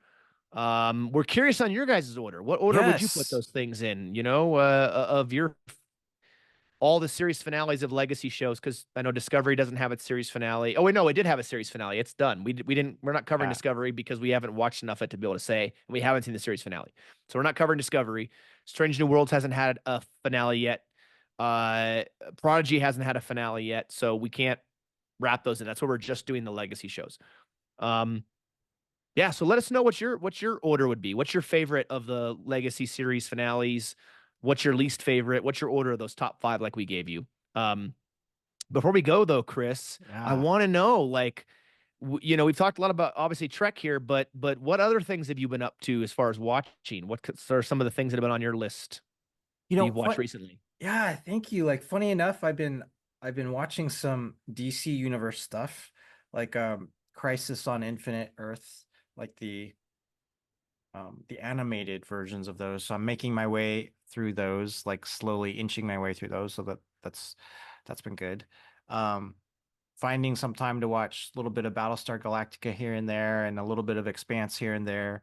I started reading the Brandon Sanderson like Mistborn series, so I'm enjoying that as my next like set of novels to go through. So that's been really fun to do. So yeah, I've been doing that, my friend. Like, what are you watching in your spare time? Well, I've been dabbling a little bit of different things. So Yeah, we talked about this in the phone, but I started doing a rewatch of X Files, which I haven't watched in quite a while. Very slowly through it. I've watched through most of season one now, but it's been like one episode every few days or something like that. Sometimes I'll watch two, just kind of depends. I just recently watched Horizon, the American Saga Chapter One okay, that Kevin Costner made. I think it's brilliant. It's really really really good.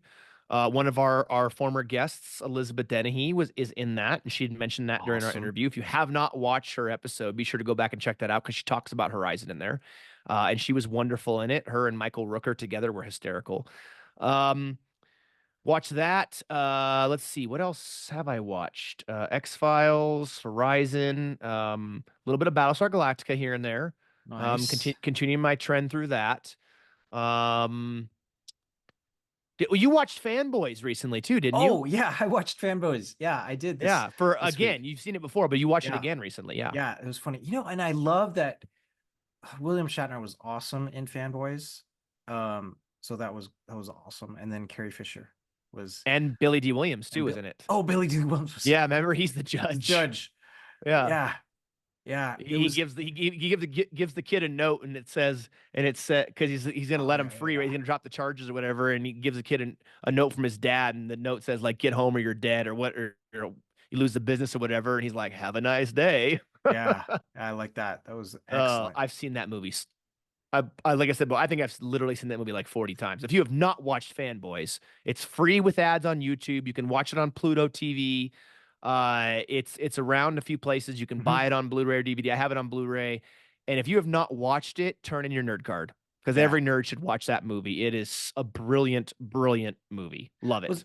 Was really funny like when they're caught in Skywalker Ranch and then they're interrogated and because they want to see if they're true fanboys, right? Yeah, And so they're interrogated and the questions are um they are questions from Star Wars, yeah, and I love that part. Um yeah. yeah, so their quest to see episode 1, The Phantom Menace, which was awesome. Before it comes out, yeah. And Mhm. the whole I love the whole interaction between the Trekkies and them because Yeah. it's very much a Star Wars versus Star Trek movie. Yeah. Yeah, that's There's right. a scene without giving too much away if you haven't seen. There's a scene at the beginning of the movie where two of the characters own this like comic book store. It's called Hole in the Walls comics, and it looks like a hole in the wall kind of. And these two guys come in, they're looking around, and they see this little what's supposed to be a Yeah. replica Star Trek phaser. It's not. It doesn't look anything like one, but it's meant to be like that, right? Because they don't want to like of course get I'm sure sued. And I'd be curious to ask Kyle, the director, about this. They probably couldn't get the licensing to have anything Trek related in there. They could mention it, Hmm. but everything didn't look like Star Trek. So this little phaser in there, and the guy goes, "How much for the phaser gun?" or whatever he says, and he's like, he says, "Well, it's not for sale." And what do you mean it's not for sale? It's right there in the case. He's like, "Oh, we use that to suss out Trekkie bitches such as yourself, and tell them to get the hell off our land." He's like, "Get the hell off our land! Get out of here!" Like Hmm. it's just the whole movie is very much with the undertone of Star Trek versus Star Wars, which has always been. We literally covered Star Trek versus Star Wars, one of our very first episodes, and on the podcast. You can find that anywhere you get your podcasts, audio only. Yeah, the movie's epic. So I'm that's awesome. You watch that again. We're gonna be Yeah. getting into fanboys soon once we have Kyle on with us. Yeah, I enjoyed that. Yeah. So yeah, but I mean, I think that's a few things. I have a book I'm gonna be Yeah, reading. you've got Hopefully that in the one. near future. I found at Barnes and Noble called X Files. I think you pronounce it Perihelion or It something like looks that. like it. Yeah. Yeah. I haven't seen an X Files novel in forever. So this just came out in July. So I'm looking forward to reading that hopefully soon. It might take me 2 years to get through it, but eventually I'll get through it. You could I do got it. to, so I still have to finish Matt's book. I've got very little bit of it left and it's so good. But yeah, I've been, watching some of that. I watch a little Home Improvement here and there because I'm always watching Home Improvement. Nice. It's just what I do. It's my show. Yeah. Yeah, what else have I? Oh, recently I watched finally Guardians of the Galaxy Oh Volume yeah. 3. Yeah. Yep. So that was finally got to watch. I love the Guardians movies. They're some of my favorite Marvel movies. It's like Iron Man and Guardians are probably my two favorite my two favorite Marvel movies. Those series of movies. Nice. So that was good to watch. Some tough scenes in there with some animal cruelty and experimentation. They don't show like really graphic details or anything, but the insinuation is there with the way in which that they filmed it. Because the whole backstory is kind of about Rocket, Yeah. and how he came to be. It's a good movie with a very good ending. But some scenes that are a little tough to watch, especially if you're an animal lover, like we are. Yeah. Yeah, absolutely like we are. I believe Deadpool, the latest Deadpool movie is on Disney Plus now, Deadpool and Wolverine. I haven't It seen is. it. Yeah. I have seen. I actually haven't watched any of the Deadpool movies. I know. I know.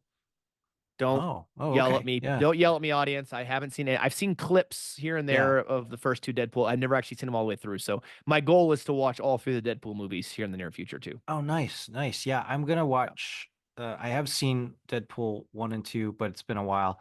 But I do want to watch Deadpool and Wolverine and maybe go back and watch those Deadpool movies. We'll see. So I'm looking forward Yeah. to that. Um, And I hope have there's another yeah. movie I need to watch too, Godzilla minus Yeah. one. You love So that one, I think. yeah, well, our taste is so similar. You're probably right. I will. I'm gonna watch that, and then in the near future, folks, we are going to be doing a Godzilla episode. We're going to talk about the Godzilla franchise. It is got a very extensive history, a lot of movies, shows, toys, you name it. Godzilla is an iconic franchise across the globe. Here in the U.S. and Japan, it is incredible. So we look forward to bringing that episode to you sometime in the near future. So Excellent. yeah. But anyways, yes. So thank you everybody again, as always, so much for watching, listening all over the gram. Uh-oh. Chris is Oh, now we're are you back. back? I'm now back. Okay. Yeah. I We've don't know if both it's yeah, I don't know. It might be weird on the video. But it'll be I don't know, a blooper or whatever. Yeah. I don't know. Yeah. Let me Yeah. start over. I'll wrap it Yeah. up here because I don't know which internet it is. It's one of ours. But anyways, so yeah, so thank you so much as always for watching, listening all over the globes and the interwebs. We always appreciate it. Be sure to go to Facebook and Instagram, check us out there on YouTube, find all of our episodes in video format, at least the Mhm. ones we did videos, and then every episode, which some are audio only, everywhere you get your podcasts. We very much appreciate that. This has been fun, Chris. I really enjoyed this. And I really look forward to doing a deep dive of each of these series finales and in the Star Trek Legacy shows in the future. That's gonna be great. I look forward to it too. This is fun. We just brought up a ton of ideas of what to talk about on our next deep dive. So awesome. Yeah, it's gonna be great. I always look forward to that, my friend. And we very much appreciate you guys joining and watching us. It's always appreciated. So as always, take care and we'll catch you next time right here on the Random Redshirt podcast.